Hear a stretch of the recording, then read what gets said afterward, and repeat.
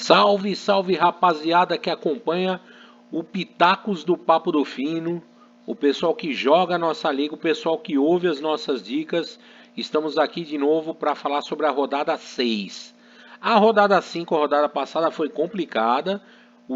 A média de pontuação foi 40, a gente foi abaixo disso, a gente foi mal, mas é o que eu falei para vocês. A gente monta o time aqui de várias maneiras, a gente mostra os jogadores para vocês, né? Aí a gente vai pescando lá na hora mais ou menos de qualquer maneira, mas vocês têm que prestar atenção nas dicas individuais, o que a gente fala de cada um e o que serve para o seu time, porque agora os times estão criando perfis cada vez mais definidos. Então você é um cara rico, você é um cara pobre, você é mediano, é aí que você vai pensar como é que você vai montar a sua estratégia de jogo. Como estão as ligas que você está disputando? Você tem um mata-mata que você está na final? Como é que é o desempenho do seu adversário? É isso que você tem que analisar. Os jogos dessa rodada são extremamente complicados, né? Botafogo e Internacional, não precisa nem falar, né? O Botafogo não perdeu ainda no campeonato, um time que vem bem arrumado no torneio. O Inter é o líder da competição, a sensação da competição. Thiago Galhardo metendo gol a dar com o pau. Clássico carioca Fluminense e Vasco. Também não tem muito o que falar, apesar do Vasco estar num momento bem melhor do que o Fluminense. Bahia e Palmeiras, outro jogo equilibrado, porque o Palmeiras não tem encontrado seu futebol, mas contra o Santos teve uma partida boa, justamente no momento que o Bahia sofreu sua primeira derrota no torneio. Fortaleza e Red Bulls. O Fortaleza é um time que tem crescido no campeonato, começou muito mal com 2 derrotas, mas está se recuperando, e o Red Bulls é exatamente o contrário, né? Acabou perdendo para o Curitiba, um jogo extremamente tranquilo, né? São Paulo e Corinthians, não precisa nem falar nada, clássico paulista. Santos e Flamengo, outro jogaço, clássico nacional, de times que não vivem bons momentos. E 2 duelos de desespero: Curitiba e Sport Recife, Atlético Goianiense e Ceará, envolvendo os 4 últimos colocados da tabela, todos em momento não muito bom. O Curitiba e o Ceará vêm de vitória, só que eles precisam se consolidar porque ainda não se acertaram no campeonato. Vamos lá, as dicas, mesma coisa, estamos ajeitando pela média, vamos passar as dicas para vocês. O treinador é o lugar onde você tem menos que pensar, porque você acaba não fazendo grandes pontuações de maneira alguma. A pontuação oscila geralmente, né, entre 2 e 6, não muda muito. Alguns treinadores em grandes vitórias fazem 7, outros em goleadas sofridas, por exemplo, zeram. Já tem caso até de técnico negativando, mas é muito incomum, né? Então aqui a gente tem que ver um pouquinho pelo preço, porque o Cudê é uma boa pedida, mas para um treinador gastar 12 cartoletas, quem não tem muita cartoleta, não é legal, né? Então a gente vai fazer o quê? A gente vai indicar Rogério Ceni e Guto Ferreira. Por que esses dois, né? O Guto Ferreira, porque é um jogo contra o Atlético Goianiense, então tanto o Guto Ferreira quanto o Wagner Mancini não faria muita diferença, mas o Ceará parece ser um time um pouco melhor, né? A gente também poderia, a gente vai indicar o Rogério Ceni. Por quê? Porque ele tem o preço baixo, acabou desvalorizado, porque ele vinha de uma goleada para o Goiás e empatou com o Corinthians, então ele, se ganhar o jogo, tende a se valorizar. 2 outros nomes, a gente vai colocar o Rogério Ceni no time. 2 outros nomes interessantes se enfrentam, que são novos. Então os times com treinadores novos acabam se animando um pouco mais, né? O Jorginho pelo Curitiba e o Jair Ventura pelo Esporte Clube Recife. Então o treinador está escolhido pela gente, Rogério Ceni, e indicado o Guto Ferreira para vocês. Agora a gente vai falar dos goleiros. Uma boa pedida é o João Paulo dos Santos, né? Por quê? Porque ele já salvou o Santos contra o Sport da derrota, evitou uma derrota maior para o Palmeiras, né? Então ele entrou muito bem no time do Santos, é uma boa indicação. Assim como o Fernando Miguel. Só que a gente vai ainda pensar no Marcelo Lomba. O Marcelo Lomba tem uma pontuação baixa, mas é um goleiro que faz grandes defesas, né? E o Botafogo, provavelmente por estar jogando no Rio, vai para cima. O que preocupa um pouco do Marcelo Lomba é o número de passes incompletos que ele tem feito durante os jogos. O Inter tem dado muito chutão na saída de bola, né? E uma aposta por não tomar gols é o goleiro Wilson do Curitiba.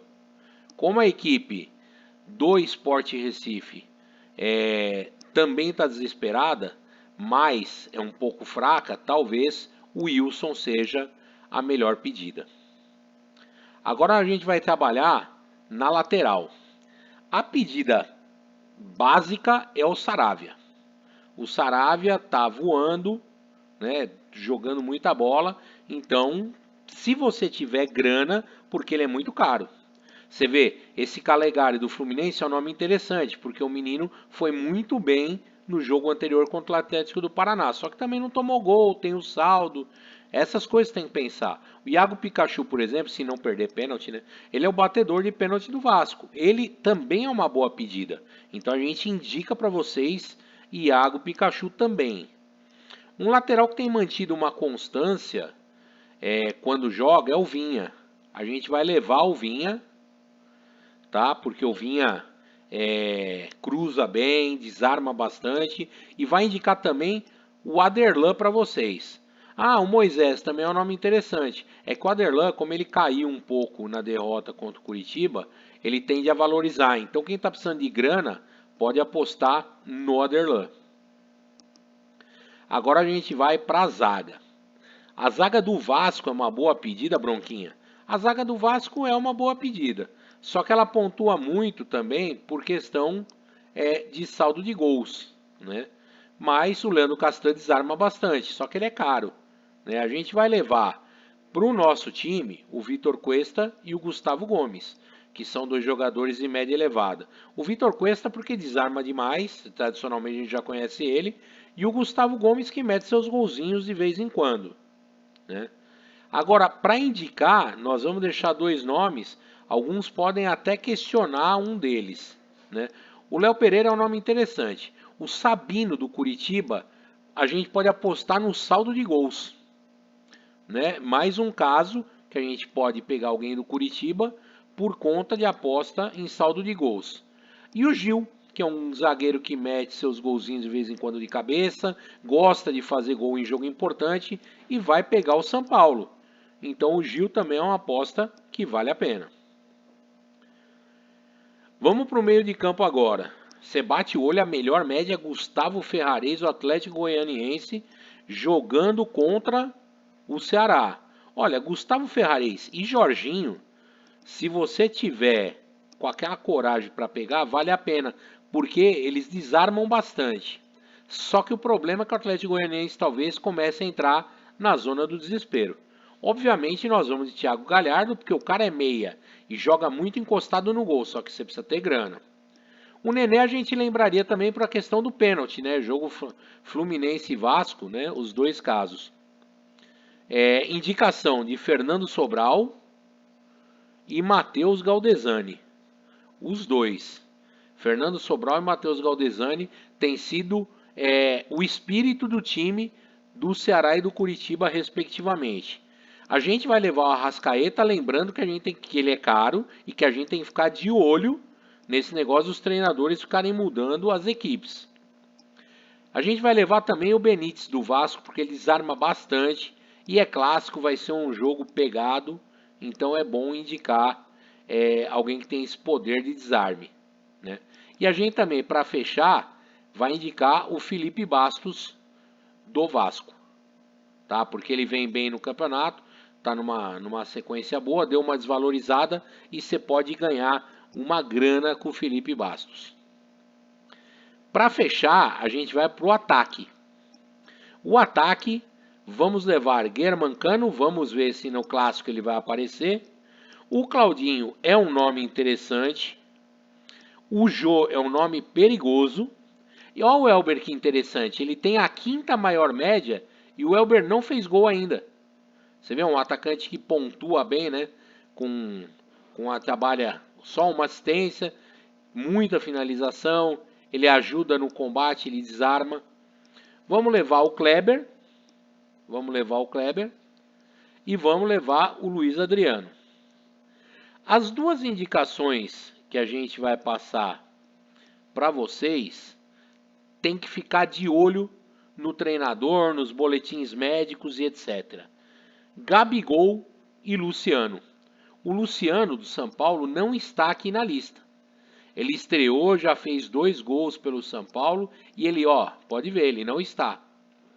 Né? Então a gente vai indicar, se você ficar de olho aí, nele e no Gabigol, se eles aparecem na lista de prováveis, que eles ainda não estão. Mesma coisa o Marinho. O Marinho provavelmente não vai, porque a contusão dele deve ter sido um pouquinho mais complicada.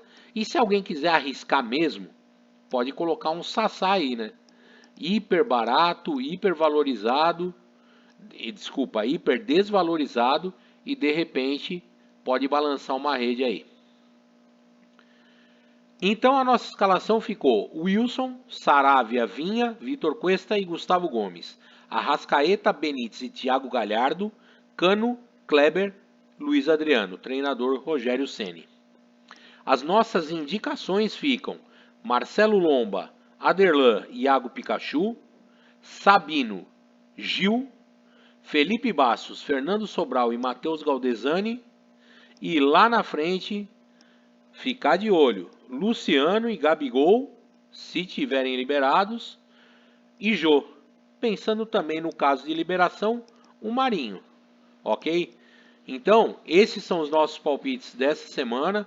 Fica de olho, acompanha a gente, entra na página do Papo do Fino no Facebook, curte a nossa página, segue a gente no Instagram e se quiser participar da Rodada Monstro do Bolão, procura a gente no Facebook, manda mensagem, R$10, prêmio sempre para 20% pelo menos dos competidores garantidos, tá ok?